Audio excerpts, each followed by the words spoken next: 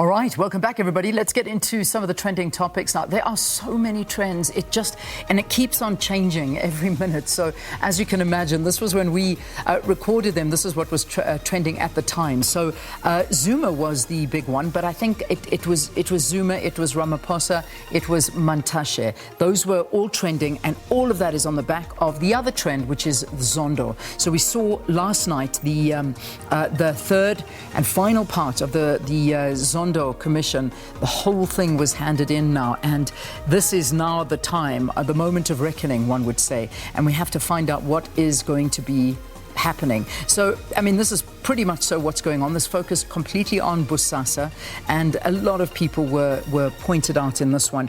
Former President Jacob Zuma is one of them, accepted gratification from controversial state contractor Bosasa, which held and sought to obtain government contracts with government. So that's the one finding that came out of it. Another one, Zuma must be investigated for corruption after Bosasa gave money for his parties and his foundation. That's according to the report. And it's not only, as I say, Bosasa, I mean, it's not only Zuma as well. There was also Mantashe, who also had fingers pointed at him for involvement in all of this. So that was another person who had it. So this is a very, very big one. Zondo finds Mantashe benefited from Bosasa's corrupt modus operandi. So this is one now where we sit back and we find out what's going to happen, and we'll have to see what action is taken, because this is a very important moment now. After so much money spent on the Zondo Commission,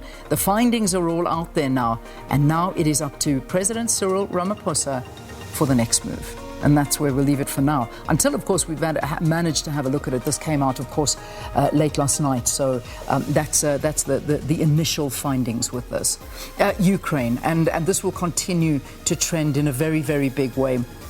This is a conflict that I think has got many, many people watching every moment, and the world is watching on very, very carefully on this one. And we saw the latest coming out of it, which we are indeed covering here, is that after we saw President Joe Biden speaking during his kind of State of the Nation address, he was saying that Americans have now approved of banning Russians from airspace. They're also going to inflict a lot more financial hardships onto the Russians, and also a lot of the Russian oligarchs that are staying in the US are going to be treated in a not so nice way. Ships, private jets, all of that stuff is something that they're going to take aim at. So the other thing is that, I was getting a report last night coming through from the UNHCR saying that a minimum of 660,000 refugees now have moved across borders. Those are Ukrainians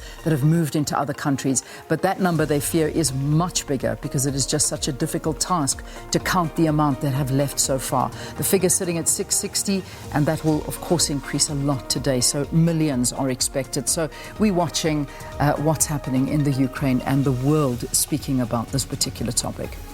All right, next one, fuel price increase. My goodness, I'm not sure if you filled up or if you didn't, and if you're waking up this morning and kicking yourself and saying, oh no, why didn't I fill up yesterday? Well, it's too late. That petrol price has gone up, unfortunately, and it is just crazy. I mean, we're paying close to 22 Rand a litre now, and that's the reality. I am rounding it off for you, but it's just, not too far away from 22 cents. It's about 21 Rand and something. But, so many people, there's petitions now out there saying that, please, we've got to drop the fuel price. This is something that we can't have anymore at such high levels. And then, of course, there is a talk that the Energy Minister and the Finance Minister are going to see what they can do in terms of how we are handling the fuel price and the taxes on that. But that is what's happening. The fuel price, remember, we're talking about the cost of living in just a couple of minutes' time with our guests. Then Bolt South Africa. This is a story that has been jumping out on social media in a very big way, and in an awful way, because this is something. It came on the back of stories that have come through of women that were saying that they have been abused when they have used the e-hailing service Bolt in South Africa. And one specific story is just a terrible, terrible story of sexual assault, and she documented what happened to her in this particular vehicle and how badly the driver treated her. And of course, she put a photograph out of him, and the whole conversation was also put out there in her story. So they say that they've suspended this particular driver who's been accused of sexual assault, but subsequently a lot of people have come forward and said that similar incidents have happened to them whilst using Bolt. Now, I'm not too sure. This is just what I'm reading on social media, and this is the trend that is going through, and it's also another trend on the back of hashtag cancel Bolt. And there's a petition against Bolt South Africa for not vetting or verifying its drivers, and then people are saying we need to get rid of Bolt in South Africa. So I'd love to hear from you. Is this something that you've experienced or not? But that's what's going on with this hashtag Bolt South Africa. So tell us your experiences, and you just open it up and people are just sharing horrific stories of what's going on. So just be aware, have a look, and write to us if you have had some incidents. All right, that's a very quick look at your Twitter trends, but right now we need to take a break. That interview